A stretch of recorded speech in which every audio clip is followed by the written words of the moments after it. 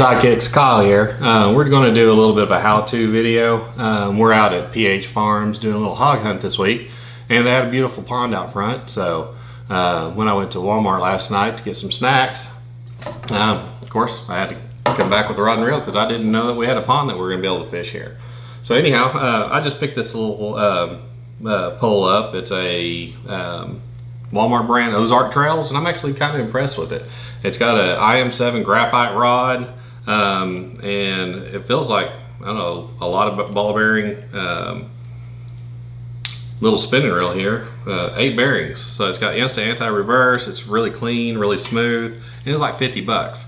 So if you're looking at getting started fishing, don't want to spend a ton of money, I would say that this right here is a pretty good option on it. I suspect that the rod is a little bit brittle, so be careful with it. Those IM7s, they have excellent feel to them. You've got a good connection to your line, but they will break pretty easy because they're a little bit harder graphite. Anyhow, so I guess to start off, all your spinner reels usually come left-hand orientation. I don't like that. I like to hold the pole with my right, reel with my left, hold the pole with my left and reel with my right hand. So the first thing you can do is just grab a hold of your little screw here and start spinning it, and it'll actually unscrew. So basically you just unscrew this. You can see right here, just unscrew it, it comes apart. You can pull it out, switch your screw over to the other side, whichever side that you want to reel from, just kind of switch it over, and then you just kind of start turning the reel back in. You'll actually feel that little screw start to engage. Make sure you don't cross thread it. So you can kind of get it started by hand, and then you can just spin it on there. And you'll just keep tightening, just keep going until it seats. There you go. Then just kind of snug it a little bit and you're good. So that's it. It's a little 3000 series. The series numbers usually go from 1 to 12,000. As big as I've got to 12,000. 1,000 would be a little bit small spinning reel. So anyhow, so in case anybody's wondering on how to get started adding fishing line to a spinning reel, you take it off just like they put it on the spool whenever they're making these little spools. A lot of times they'll say, you need to let it come off there the same direction that your reel spinning. But if you notice, this is a whole lot smaller than this. So anytime you do that, you're just twisting it. So in order to get it on there with the least amount of twist, you just pull it off directly off the spool, just like they installed it by the factory. So this is just some inexpensive strand. I chose a 10-pound because 10-pound line is more than sufficient for this rod and reel. Just a mono, it's very cheap. Everything I've got here would be what you'd want if it was the first time you're going fishing. You're wanting to get a small fishing kit for a kid or somebody you want to take fishing for the first time and they don't have anything. This rod and reel is about 50 bucks, which is fairly inexpensive. You got about $7 for some fishing line. I like to buy some gold Eagle Claw number 6 hooks. These are small enough that they'll work for perch, but big enough that if you get something a little bit bigger to bite, you'll still be able to reel it in. Obviously I'm not going to go after large bass or catfish or anything specifically with these, but they'll catch just about anything you can catch in a farm pond, no problem. So again, number 6, 50 of them, that's probably about $5 or $6. You got some little reusable split shot weights. These just kind of crimp on your line and add a little bit of weight to it. And then I also like these little weighted floating bobbers. So they got a little weight at the bottom. You just kind of like, let me open this up. So you can just push that in, loop your line at the bottom, hold the bottom, push it in at the top, and hook it at the top, and then it'll set vertically oriented in the water. And then whenever fish comes and pulls it under, you'll be able to tell really well. For the baits, I was told that there's some bass in here. We'll try to catch a few of them. It is pretty weedy, so I ended up getting more top water, and I just bought a few things. So this is just a rattling minnow, so it's designed to fall down the water. It makes a nice rattle sound. I've used these forever. They're really, really easy to use, and they're fairly effective. I've got a popper, so you just kind of pull it through the water, it splashes, brings in the fish from the splashes, and then a spook. These are a lure that takes a little bit of getting used to. You actually pop it through the water and it'll cause it to walk. Every time you pull it, it'll dart back and forth. So you kind of have to get to a rhythm on how to pull it and everything. But they're extremely effective, especially anytime that fish are hitting the surface. So now into the spooling of the reel. First thing you want to do is you open your bell up. Get here so I can set it flat on the table. There we go. You'll take your line off of your spool, and I like to go from the bottom, go over the top, and then back down and do it 2 times. And then you'll just do a simple, I'm not sure, I think this is the trilling knot. So you just make a loop, and then you just feed it around both of those lines. You want to do that 7 or 8 times.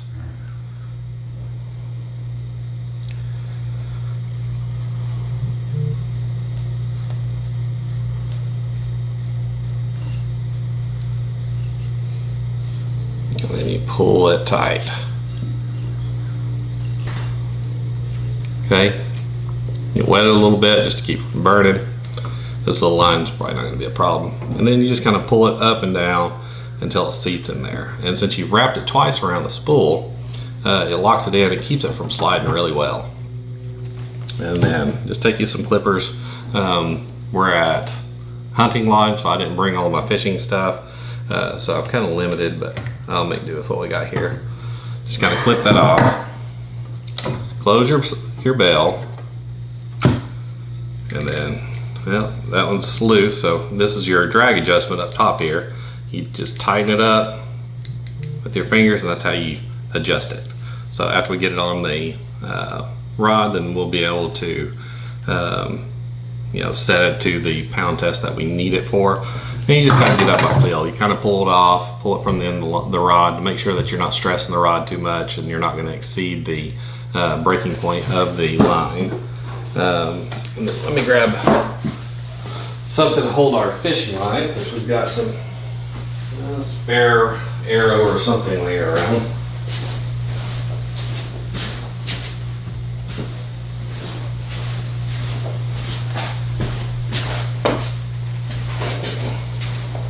Okay, so what we got here is just a crossbow dart bolt, and right in the center of the spool's just a little hole. The other side usually has paper on top of it. Kind of want to push it in there, and that's how I run it. What I'll do is you can have a friend hold this, put a little pressure on it, or you can apply it yourself. The larger and thicker the line, the more pressure you have to have, but since I'm doing this by myself, I'm just going to hook this under my knees so I can hold that line there, and then it'll feed it off. So again, this is smaller line. When I'm going offshore fishing, it's a lot more involved, and I'll do a how-to video on that as well.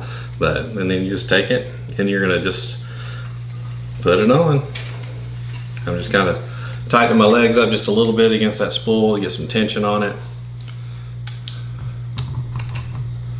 and just reel it in.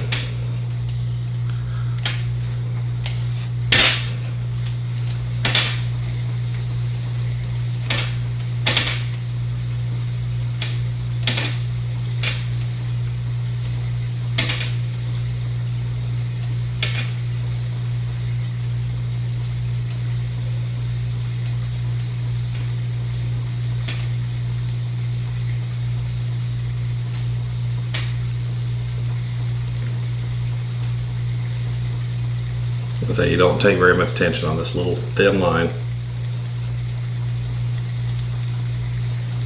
It's nice even tension, this thing. You really want to apply even pressure, that way it's going on your spool evenly.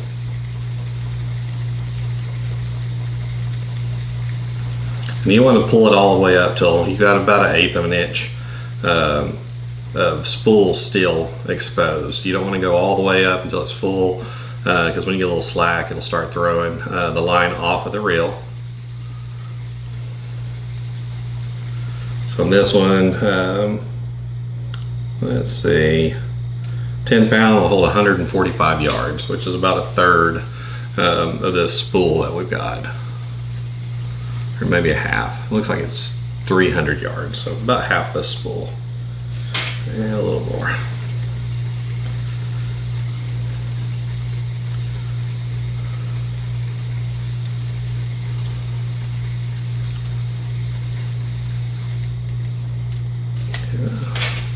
Just a tiny bit more, and I think we'll call that good there. Yeah, I'm happy with that. Now we can just pull a little bit off. I'll go ahead and get enough that I can go ahead and run it through the guides. I don't like to do that initially because you know, your rod will start bobbing and stuff, and it gives uneven pressure.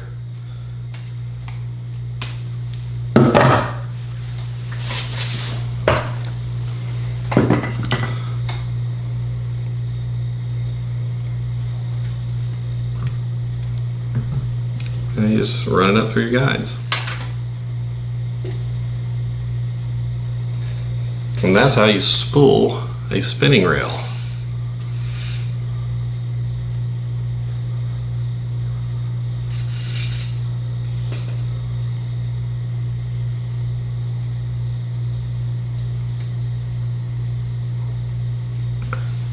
There we go. We got a little extra here. Okay, and then since we're fishing this pond specifically, I think I'm going to start with the little spook.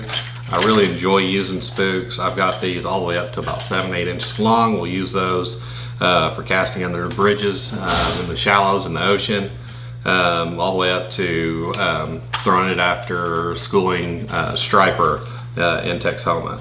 You know, for that I'll use, you know, usually your 5-inch, but they've got, you know, Zara spooks, super spooks. This is a hidden super spook junior, and I really like this black and chrome. It seems to work really well. I'm not sure exactly how much color has to do with it. I'm sure it has a little bit, but this is a popular color that I like to use. If we're tying this, I like to do, you know, I really need to learn the name of these knots, but anyhow, the knot I always use, you just kind of double your line up, and I'll put like a something in the description telling the name of it, but I've just done it forever, and I don't really know exactly what it's called, but you just double it up and make a little loop here like that. You feed it through the eye of your lure or your hook or whatever, and then you just do a simple overhand knot like if you were starting to tie your shoes. So it just goes over the top through there, and you're left with a loop. You just take and run that loop over your hook or your lure, pull it all the way up above it, and then you just kind of start pulling it down before it gets completely there. Wet it, and then you pull it tight. And this is an extremely strong knot. Anytime I'm using monofilament, that's the knot that I'm going to use. And I try to use at least some top shot anytime I'm using braid. This one's not quite as good as a few of the other braid knots. The braid's so, I guess, strong and thin that it'll cut into itself. So this isn't the best knot for it, but it is a good one. It won't let you down. But that knot for mono is extremely strong. And then you just take and clip it off. You can go down just about as close as you want. I usually leave an 1/8 to a 1/16 of an inch. Just like that, and that's how you do it. So now then, we're ready to go fishing. Thank y'all for watching. Be sure you like, subscribe, and follow us for some future fishing trips that we're doing. So we've got some coming up. We might do a guided hunt as well, and we'll be choosing from all of our subscribers on somebody to go with us. So be sure you subscribe to the YouTube channel, comment on our YouTube channel, that way I know who all is watching our videos. So be sure you comment on YouTube, subscribe to YouTube, and then you know, we'll pick somebody out to go fishing with us. So until next time, thank you for watching.